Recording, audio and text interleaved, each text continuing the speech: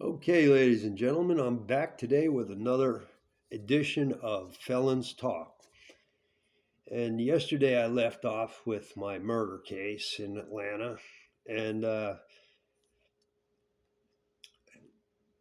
me explain how that ended. So,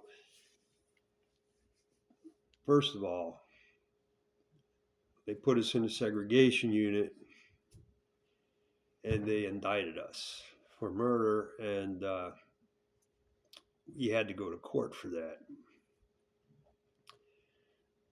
The problem was that um, I wasn't real happy with the whole I had done. Uh, I was I wasn't mad at this guy. I didn't feel like I needed to hurt this guy, but I did it anyway because I wanted to prove to all the other people who probably could care less about me that I was as tough as they are. See, I'm trying to prove that I'm a tough guy because I'm around all these killers. That's not a good reason to kill somebody.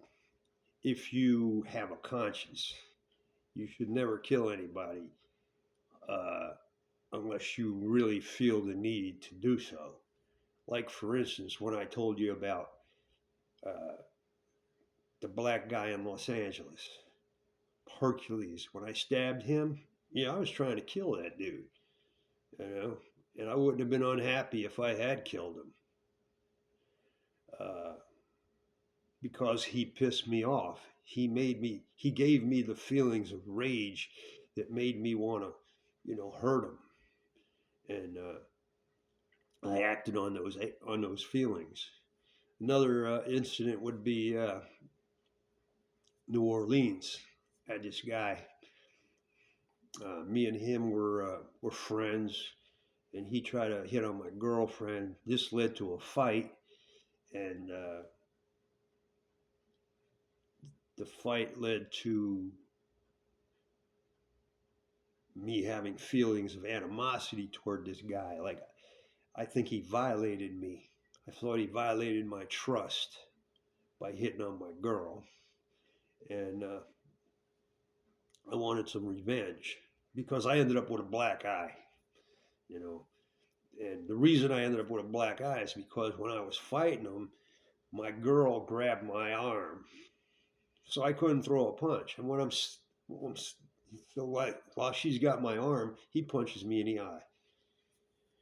Yeah, so I really felt some type of way about that. So next couple days went by, and I decided to rock him to sleep and then kill him. Right? I really had feelings of hatred for this dude. Like, it was in me. I was seething. I had to get even with this guy. And one day I went to his house, and I took a bottle, a heavy bottle, cracked him across the head with it, broke the bottle, and stabbed him in the face with the broken end of the bottle a couple of times. Then I pulled a knife out of his kitchen drawer, and I started stabbing him. I stabbed him about 6, 7 times, and I bent the knife on him. And my boy Gary came running in and said, "That's enough. That's enough. You've done enough." And this guy's begging for his life, and Gary's telling me, "It's enough. It's enough. You've done enough." And I still wanted to keep going, man. Really, if that knife hadn't bent, I probably would have. So these are cases where I really felt rage and hatred for the people that I was uh, attacking. And any regrets I had is that I didn't hurt him worse. But with this case, with the murder, I didn't feel that way. My own heart didn't have the rage or the hatred. See, I always promised myself I would never kill anybody unless was absolutely necessary. And I violated my own personal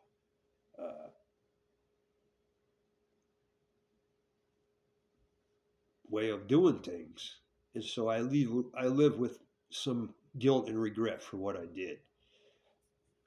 And another part of that is that they try to ship his body home to his family, which is normal procedure with the federal prison system. And when they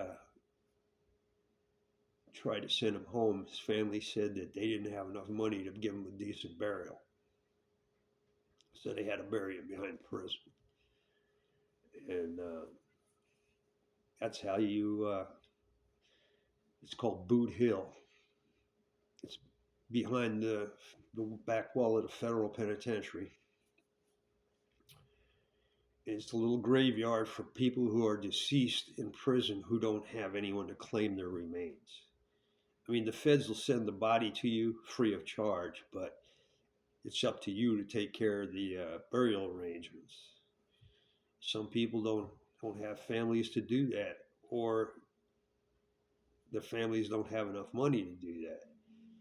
So he ended up being buried in a grave behind the prison wall, roughly 300 yards from where I was sitting, waiting to go to trial for his murder. You know, from what I understand, these prison graveyards, they give you a little cross, and that's your headstone. And on the cross, it'll have the date you passed away and your prison number. It won't even give them your name. You know. And so that kind of, that kind of made me feel bad. Like, geez, what the fuck did I do? You know what I mean? We ended up pleading guilty for 10 years. That was the plea bargain that was offered to us, and we accepted it. That put me at 46 years total. And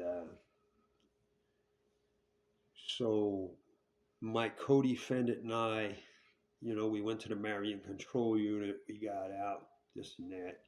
And in 1985, we got into a fist fight. And it wasn't unusual for us to get into a fist fight because we would drink and we get drunk, and sometimes we just end up fighting. Well, in this particular occasion, I bit his ear off and flushed it down the toilet. Yes, I did. Yeah. Anyway, we're fighting, right? And he's got a hold of me, and we're rolling around on the floor, and he's got his head turned, and my ear is right in front of my face. So I bit it, right? And I wouldn't let go. He kept pulling his head back, and he pulled his own ear off. He even admitted it. He said, he didn't bite it off. I pulled it off myself because I wouldn't let go. My head was stationary. I wasn't trying to pull it off. He pulled it. Anyway, the ear went, and the cop ran in, the guard, broke up the fight, pulled him out of the cell, and I spit it in the toilet and flushed it. Out of just plain meanness, I guess.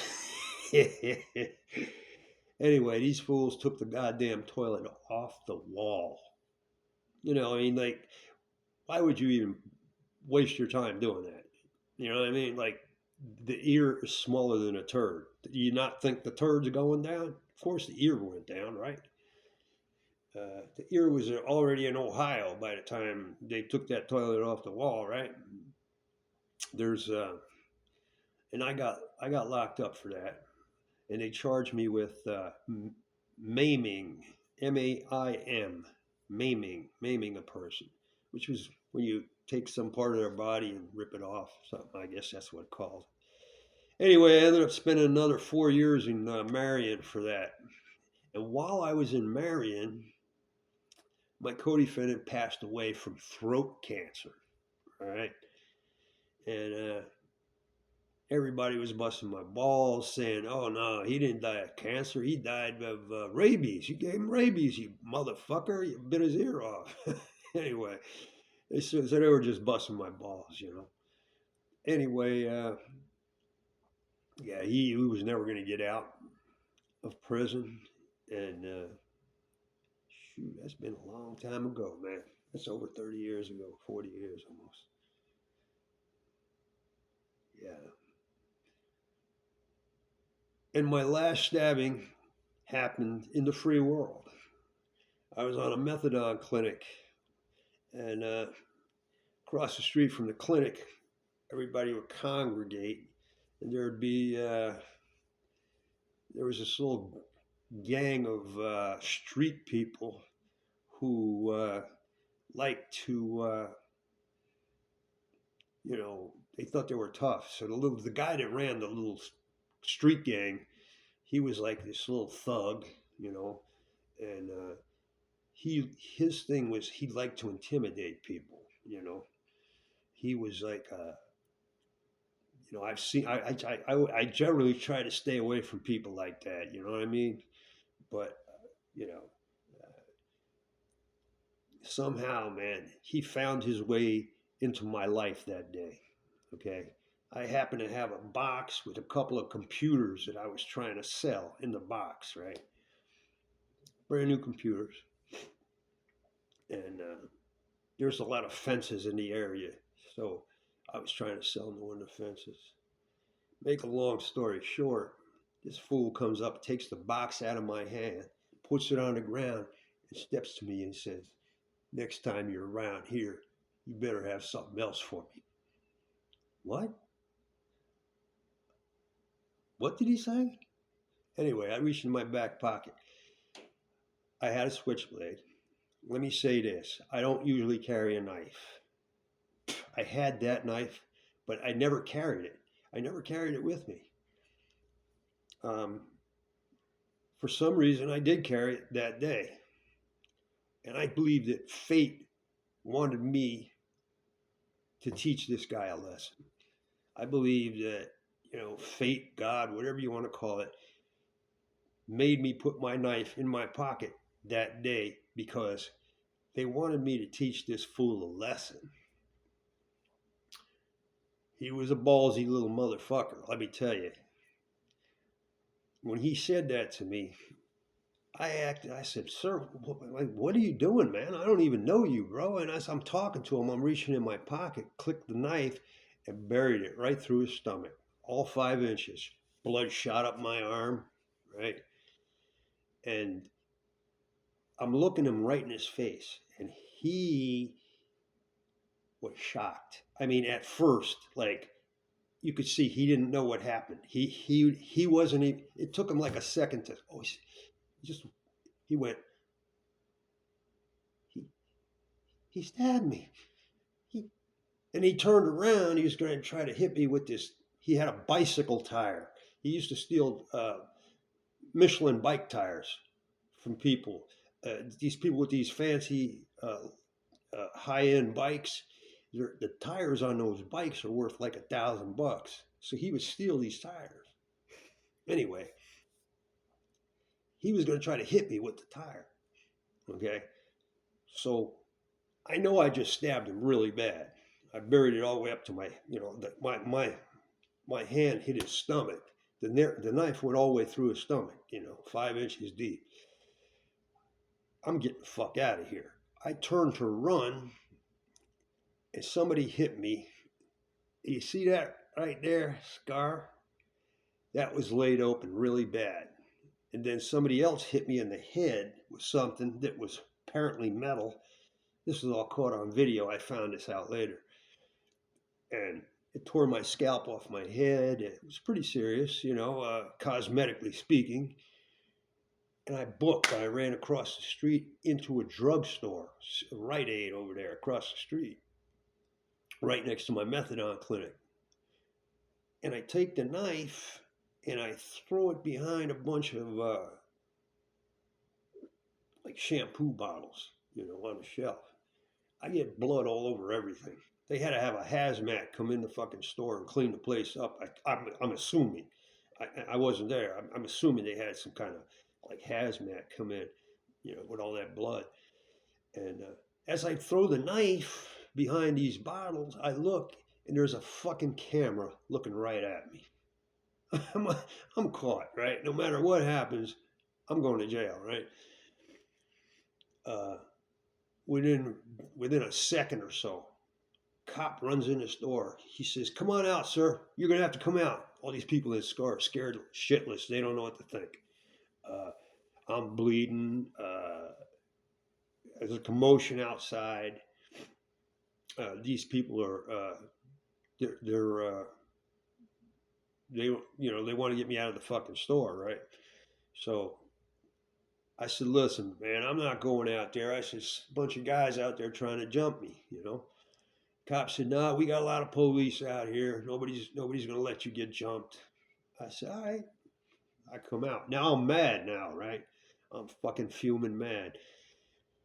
I come out, and this guy with the fucking bicycle tire, he had run across the street after me, apparently, because he's then collapsed on the ground outside the store. His tire, his bicycle tire, is laying on the ground. He's laying there, and some lady's leaning over him trying to be helpful, and he's saying, "Shut me." He says, "Somebody stabbed me." And I said, "Hey, leave that fucking faggot alone, man. Leave him alone. Let him die." Lady said, "Oh, sir, please don't say that." I said, fuck him. He's a tough guy. Let him die, you know? So I was really pissed, right? And then I thought about what I was saying, man. Like, that's not good, right? You're already in trouble. Why are you making it worse? What if he does die? You know what I mean? Then I got a murder case, right? Make a long story short, the first ambulance came, took him away. All right. The second ambulance took me away. The reason for that is my shit was cosmetic. It was just like, I wasn't gonna die from the wounds that I had, although they were pretty ugly. Pretty, they did a pretty good job of sewing this all up. And they took me to the hospital, and they fixed me up, and they told me that he was they were putting a colostomy bag on him. So, I knew he wasn't going to die. But as soon as they finished patching me up, they took me out, put me in a car, and booked me for attempted murder. No bail. Detectives, came and, they questioned me. Two sets of detectives. I gave them the same story. I said, "I don't know nothing." I says, "The guy tried to rob me." I said, "I took off and ran. Somebody hit me. As far as a knife, I never saw a knife. I don't know anything about a knife. I don't know who stabbed the guy or whatever." Now, what I didn't realize at that time was there was a video camera in the uh, in the fast food place, and it had caught the whole thing on camera. So everything I said was true. I mean, they could see it on tape. You know, the way he approached me, the way he took the box away, that he robbed me, and all that, and that they also saw me stab him, right? But I stabbed him after he robbed me, right? Self-defense. I turned to run. His friends attacked me. You know, uh, apparently one guy had some type of metal thing, uh, hit me in the head, tore my scalp. Anyway, the whole thing was caught on video, and when they questioned him about this incident, he told them, "I don't know who stabbed me, and I wouldn't tell you even if I did."